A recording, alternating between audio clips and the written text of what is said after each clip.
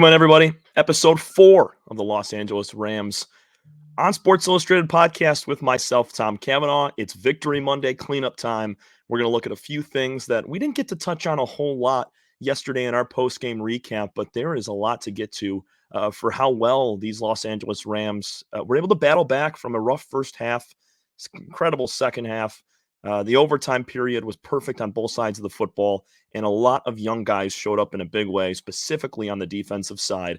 And we'll get all of that in just a moment. First, I want to give a huge shout out at Sports Illustrated. You can go check out all of our content at LA Rams on SI. Type that into your Google search bar. You can find it there. Follow us on Twitter at LA Rams on SI Insider. And you can also follow myself, Tom Cavanaugh, at TCav30 on X, formerly known as Twitter as well. Also, Facebook, LA Rams Insider on SI. You can get us there too as well to be able to catch up on all the content and all the stories that we post on Sports Illustrated throughout every single day. So to start, we're going to get things going. Kick it off with my main man, Cameron Kinchin, the rookie out of Miami, the U. He had 2 big interceptions in the game, one of them on a 103-yard pick six touchdown return, the longest in franchise history. He set a Rams record for the longest touchdown. And he talked in the post-game press conference, and he made a couple of jokes. First was that when he caught the ball and he saw nobody in front of him, he felt good about scoring because DK Metcalf wasn't on the field to chase him down. A big reference to a year or so ago when DK ran down a cornerback 85, 90 yards and cut him short of the end zone by 5 or 10. I mean, he was a track star. Obviously was a track star in college at Ole Miss, but that was a funny joke from him. He said his longest in his career was at Miami a couple of years ago where he had a 100-yard touchdown return on a pick six. But this time, I mean, he takes it 103 yards, a huge game-changing interception from Kinchin. It was a 13-13 game. He takes it to the crib, and it's now a 2013 game and really was a huge turning point in the game because then the Seahawks were down. They had to come back, tie the game, and send it to overtime.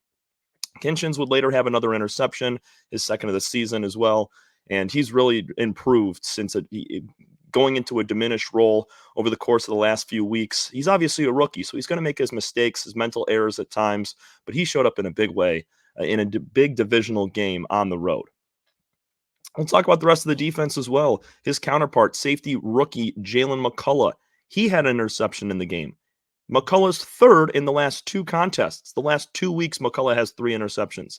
This one was tipped off the hands of a Seahawk receiver, and he's just a ball hawk, man. He dove right for it, made the play, and he is really showing stuff as a first-year player in just his 9th game playing in the league.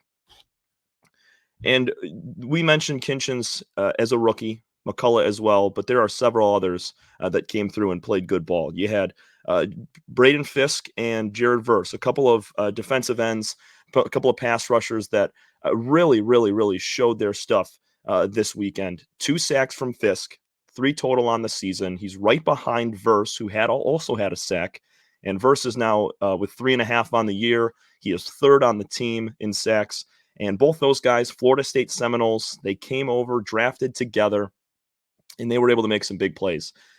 Coach Sean McVay said in his post-game press conference he felt that Fisk was in the backfield all day long, and that's the truth. I mean, when you sack Geno Smith 7 times, you have other situations. They probably got pressure a dozen, maybe 12, 13, 14 times on him, and Fisk he really was in the backfield a lot. So was Jared Verse. Both of those guys came up huge. 2 rookies against a stout offensive line for the Seahawks that has been very solid this year. I mean, coming in, Seattle was the number 1 passing offense. Geno Smith was the league's leading passing leader. And you don't get those numbers without having a comfortable pocket to throw in and time to deliver the football. Rams made it tough. And yet, I know Jackson Smith and Jigba popped off for a career-high 180 yards, and they did throw for over 300, but being able to really get to Smith, pressure him, is a big reason why they held the Seahawks to just 7 points in the second half. And that kind of leads me into my next point here, talking about the resiliency of this defense. Incredible play from them. They gave up 13 points in the final 51 seconds of the first half. They were up 3-0, and in a blink of an eye, with 51 seconds to go, they're down 13-3 heading into halftime. There are so many things that went wrong for them towards the end. Stafford threw a pick, blown coverage left Smith and Jigba wide open in the end zone for the second touchdown before the end of halftime or before the end of the first half. And confidence was very low. And they came out, did not flinch, and played really good football in the second half.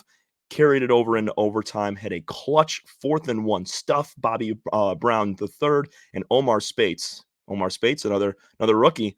Those guys combined for a gang tackle on Kenneth Walker the third to stuff him short of the line to gain.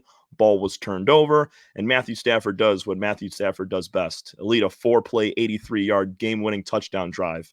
And Matthew Stafford, man, 46 career game-winning touchdown drives. Incredible from the guy in his 16th year out of the University of Georgia.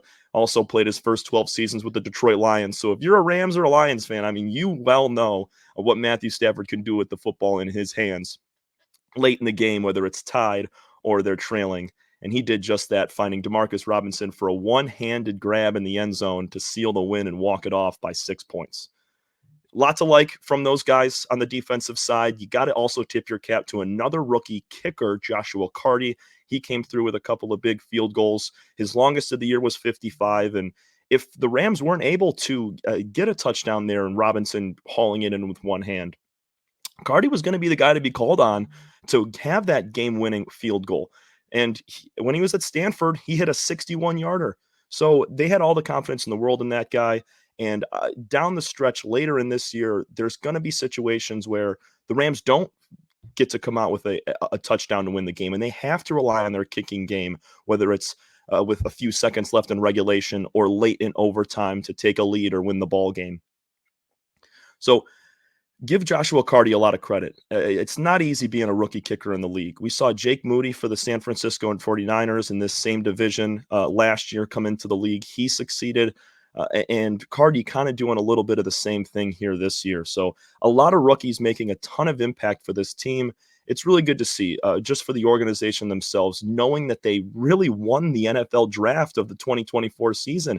I mean, they hit on several guys. You mentioned Fisk, you mentioned Verse, you mentioned McCulla and Kinchins. Those are 4 starters in an NFC West divisional game, and they all come up and make big plays at different times throughout the game. Specifically in the second half is when they turned it on. But you can't say enough about what these guys were able to do early in their careers.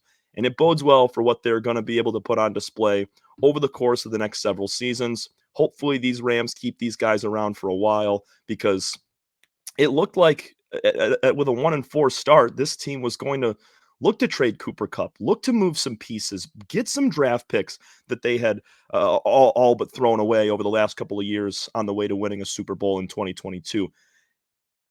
This is big for the Rams to be able to hit on so many draft picks, know that they have several guys, young 20-year-olds that are able to come in and make plays for the next several seasons. And when you win 3 in a row and you get to 4-4, all those trade talks about Kupp and everybody, they start to go out the window, because winning cures all. And they have a legitimate chance to take the NFC West title this season. They're tied for second place with the Niners. The Arizona Cardinals did win on Sunday, so they're at 5-4, leading the division. But Rams go from 3-4, bottom of the standings, up to tied for second, 4-4 on the year, won 3 in a row. You can't ask for much better. And they're going to be taking on a Miami Dolphins team that is definitely better than their 2-6 record shows. You got Tyreek Hill, you got Devon Achane, the running back. Tua Tagovailoa is back in the lineup, slinging the ball with the left hand. And this is going to be a Monday Night Football game. Rams, they come through and they play on the big stage on those Monday night games where they're singled out in the only game in prime time. So really excited to see what this team will bring for yet another week. They grind through a road victory in overtime against the Seahawks in a divisional game, and now they're going to take on the Miami Dolphins at home this coming week on Monday night. I want to give a big thanks to everybody tuning in today to the Los Angeles Rams Insider Podcast with myself, Tom Cavanaugh. Check for us on YouTube and on Sports Illustrated at LA Rams on SI on all social media platforms as well. Thanks so much, everybody. We'll see you tomorrow.